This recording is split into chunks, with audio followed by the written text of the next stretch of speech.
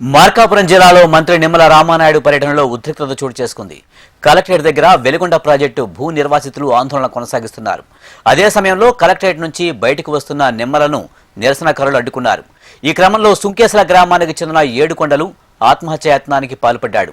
మంత్రి నిమ్మల ఎదుటే ఒంటిపై పెట్రోల్ పోసుకున్నాడు.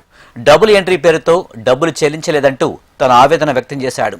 పరిహారం విషయంలో తీవ్రంగా నష్టపోయానంటూ ఆత్మహత్యాయత్నానికి పాల్పడగా అక్కడే ఉన్న పోలీసులు అడ్డుకుని అదుపులోకి తీసుకున్నారు. అనంతరం మార్కాపురం ఎమ్మెల్యే కందుల నారాయణరెడ్డి ఏడుకొండలతో మాట్లాడి సమస్యను పరిష్కరిస్తామని హామీ ఇచ్చారు.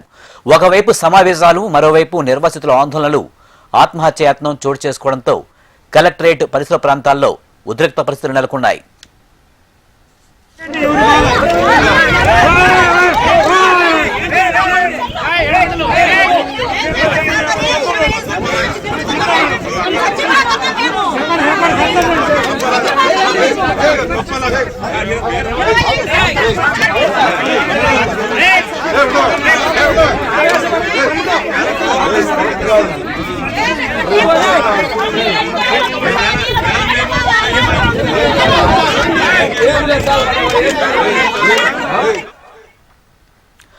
మార్కాపురం జిల్లాలో మంత్రి నిమ్మల రామానాయుడు పర్యటనలో ఉద్రిక్తత చోటు చేసుకుంది.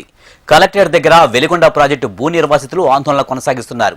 అదే సమయంలో కలెక్టరేట్ నుంచి బయటకు వస్తున్న నిమ్మలను నిరసనకారులు అడ్డుకున్నారు. ఈ క్రమంలో సుంకేసల గ్రామానికి చెందిన ఏడుకొండలు ఆత్మహత్యాయత్నానికి పాల్పడ్డాడు. దీనికి సంబంధించి మరింత సమాచారాన్ని మా ప్రతినిధి శౌర్య అందిస్తారు. శౌర్య, మంత్రి నిమ్మల పర్యటనలో ఉద్రిక్త పరిస్థితులు నెలకొన్నాయి. దీనికి సంబంధించి పూర్తి సమాచారం ఏంటి? విజయ్, ఈ నెల 31వ తేదీన వెలుగొండ ప్రాజెక్టును సీఎం చంద్రబాబు ప్రారంభిస్తా ఉన్నారు. ఈ వెలుగొండ ప్రాజెక్టు కొరకు ఉమ్మడి ప్రకాశం జిల్లా ప్రజలతో పాటు నెల్లూరు, కడప జిల్లా ప్రజలు కూడా గత 30 సంవత్సరాలుగా 3 దశాబ్దాల కాలంగా ఈ ప్రాజెక్టు నిర్మాణం పూర్తయి వారికి సాగునీరు వస్తుందని చెప్పేసి 3 జిల్లాల ప్రజలు ఎదురు చూస్తూ ఉన్నారు. అయితే ఎట్టకేలకు ఈ ప్రాజెక్టు చివరి దశకు చేరుకుంది.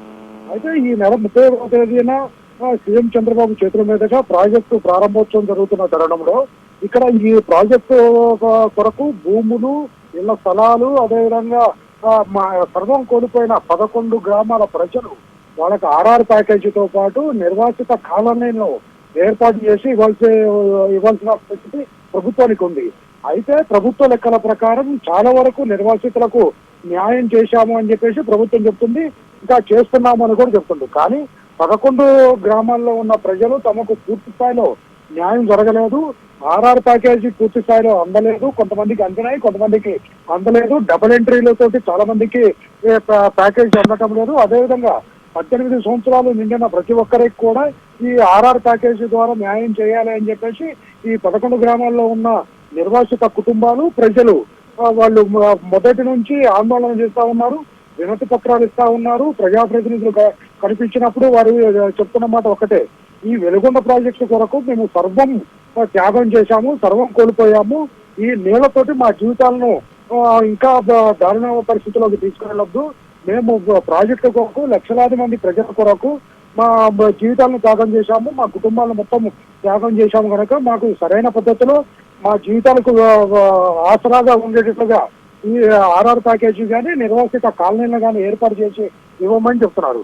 అయితే ప్రభుత్వం నిర్వాసిత కాలనీల కొరకు 7 చోట్ల నిర్వాసిత కాలనీలను ఏర్పాటు చేసింది. కానీ ఈ కాలనీలో పరిస్థితులు ఎలా ఉన్నాయి, ఆ నిర్వాసిత కాలనీలో మౌలిక సదుపాయాలు ఉన్నాయా లేవా, అక్కడ నివాసించడానికి అనుకూల పరిస్థితులు ఉన్నాయా లేవా అని కూడా చూడాలని చెప్తున్నారు. అయితే ఇదే తరుణంలో ఈ రేపు 31వ తారీఖు సీఎం చంద్రబాబు ప్రారంభోత్సవానికి సంబంధించేసి మంత్రులు పర్యటనలు చేస్తా ఉన్నారు.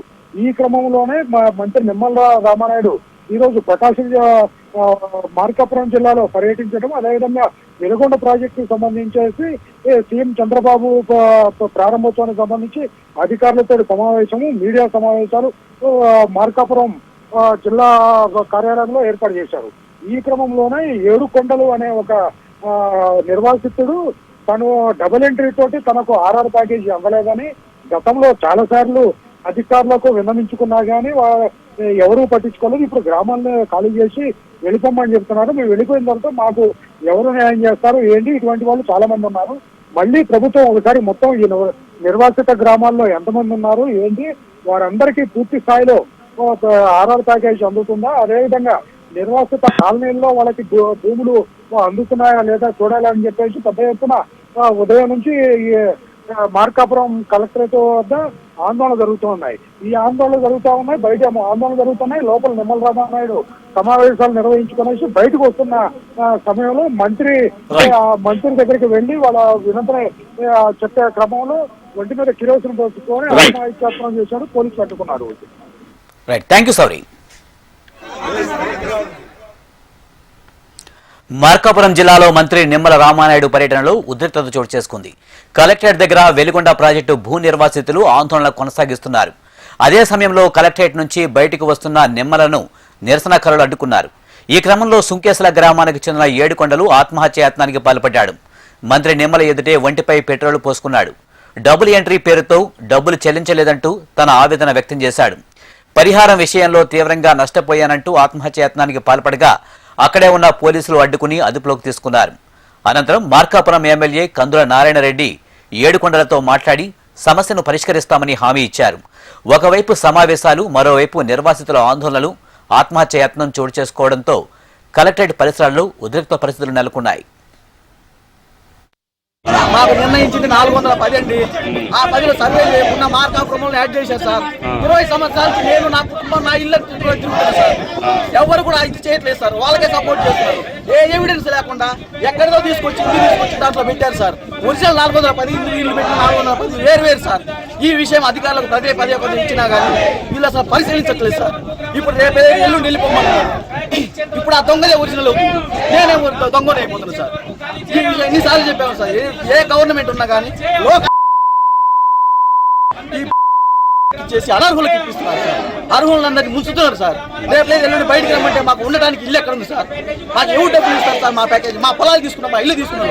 ఓట్లు వేపించుకున్నాం కూడా ఒక్కడు ఎమ్మెల్యే గారు రాలేదు, ఎరిక్షన్ బాబు గారు మా ఊళ్ళలోకి రాలేదు సార్. మేము ఎన్నోసార్లు తిరిగాం సార్ వాళ్ళ చుట్టూ. అస్సలు స్పందించట్లేదు సార్. ఎవరిని అడగాలి సార్? ఏం చేయాలి? రేపు లేదు ఎల్లుండి ఊరిపోతున్నాం. మా హక్కులేంటి సార్? మేము ఇచ్చిన పొలాలకు మేము త్యాగం అంటారు. ఎందుకు సార్ త్యాగము?